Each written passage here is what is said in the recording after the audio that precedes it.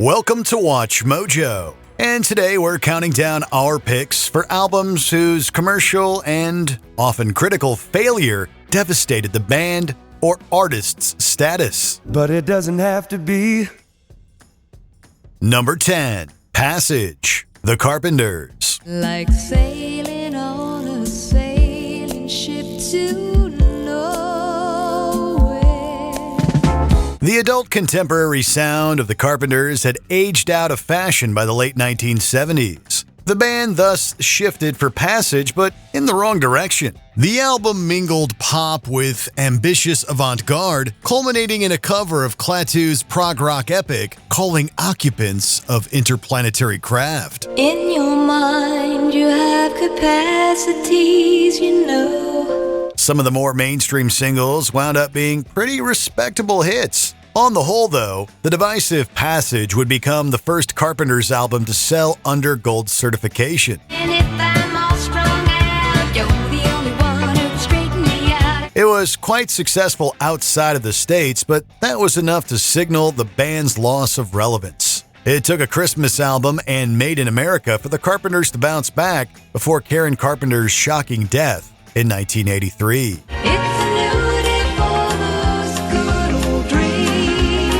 Number 9, Summer in Paradise, The Beach Boys.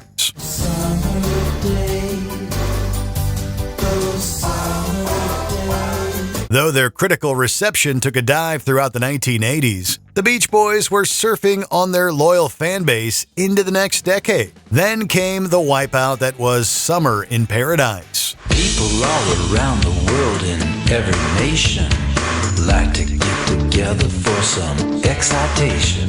With the notable absence of Brian Wilson, the album mostly features re-recordings, covers, and remixes with a 90s pop rock production. As predictably harsh as the critics were, fans were no kinder to this radical departure from the classic Beach Boys sound. Girls are always ready for the summer love.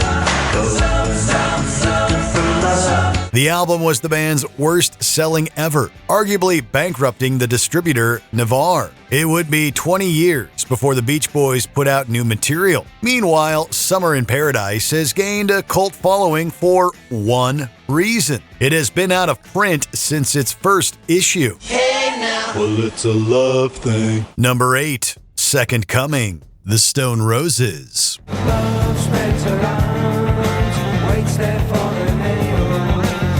After weak initial sales, the Stone Roses' eponymous debut became the sleeper hit to turn Manchester into a global phenomenon. Their sophomore album was highly anticipated, ultimately going platinum in the UK.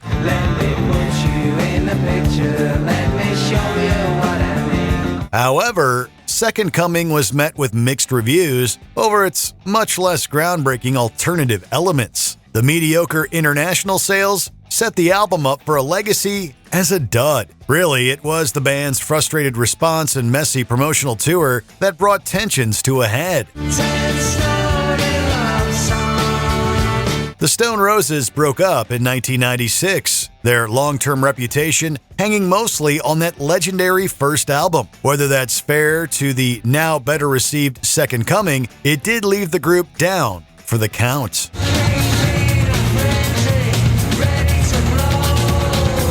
Number 7, Chinese Democracy, Guns N' Roses.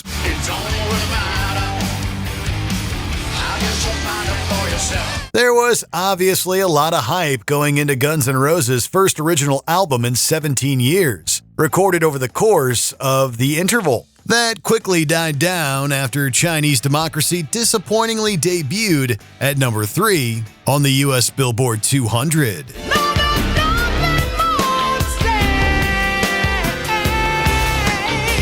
It did go platinum, but far more slowly than expected, even with little radio play and Best Buy's exclusive distribution deal. Mixed reviews over the dated style compounded fans' frustration with the album's long, troubled production.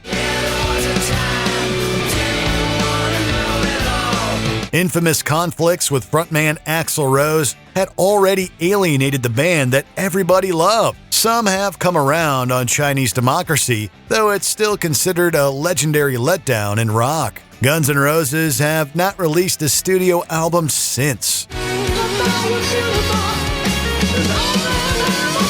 Number 6, Van Halen 3, Van Halen.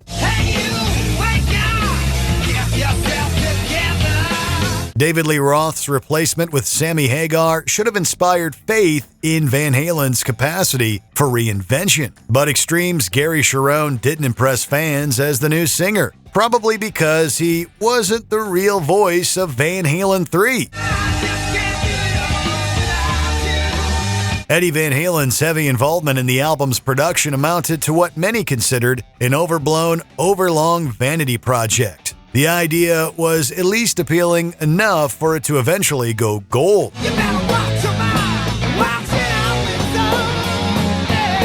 Of course, Van Halen practically had a license to print platinum records before this uninspiring step down. Van Halen 3's sufficient success was not sufficient in realizing the band's collaborative process or drawing strong live audiences. Cherone left in 1999, and Van Halen didn't release another studio album until 2012. Number 5, Mardi Gras, Creedence Clearwater Revival.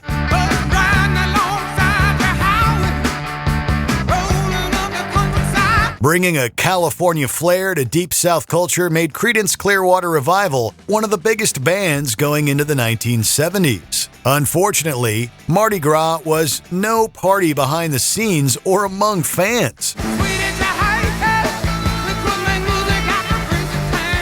A tense production yielded an uninspired country showcase that especially infuriated critics. Sales were strong, but not compared to CCR's previous work.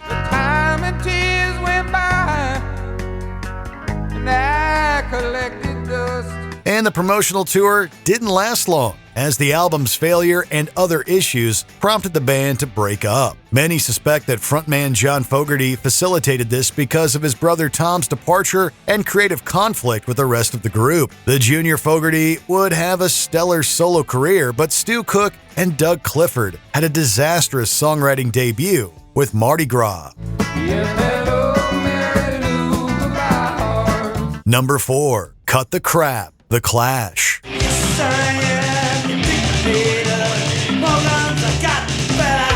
At least the title of The Clash's last release said what we were thinking. Cut the Crap finds the punk icons indulging in overproduced new wave without Mick Jones. Drummer Pete Howard and bassist Paul Simonon were even removed from the final mix.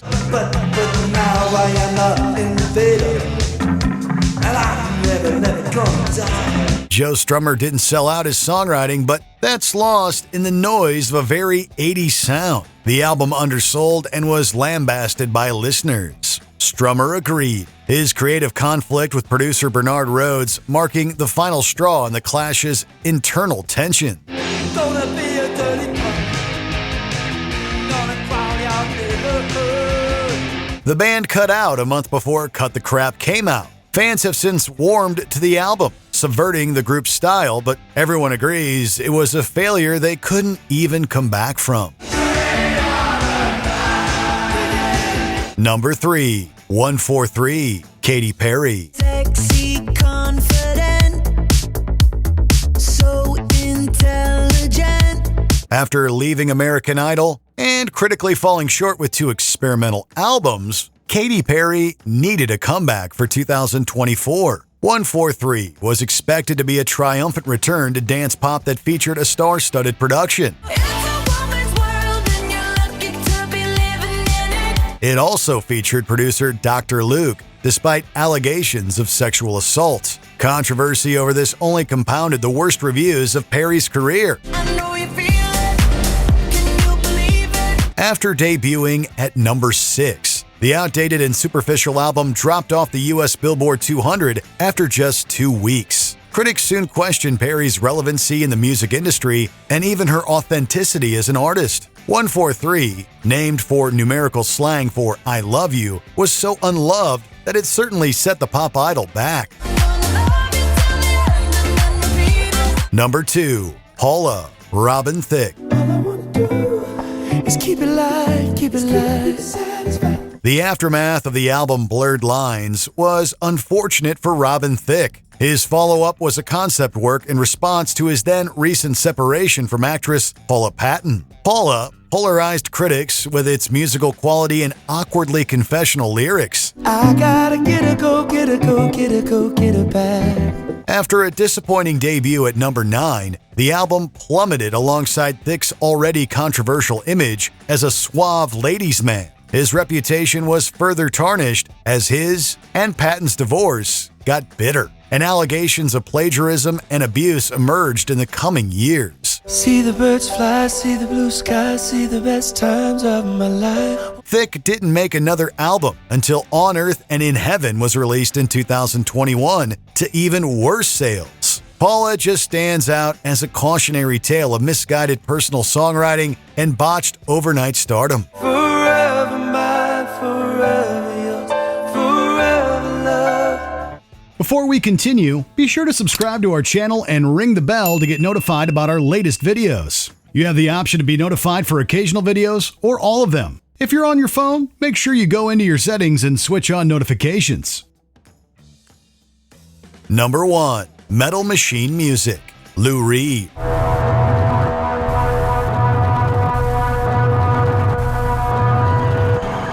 Avant-garde and mainstream rock fans alike agree on Lou Reed's greatness. They also agreed that Metal Machine Music was an experiment too far.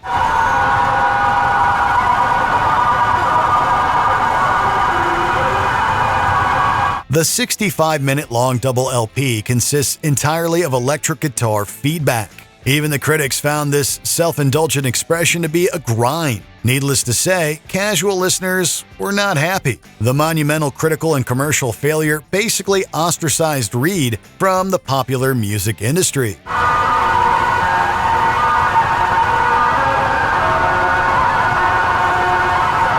Whatever his vague motivations, he did take the opportunity to blend more experimental music into accessible songwriting to consistent acclaim. Even Metal Machine Music has inspired debate about whether it's plainly the worst album ever or if there's genius in such subversiveness. Either way, it was the definitive, literal sound of a major music career self-destructing.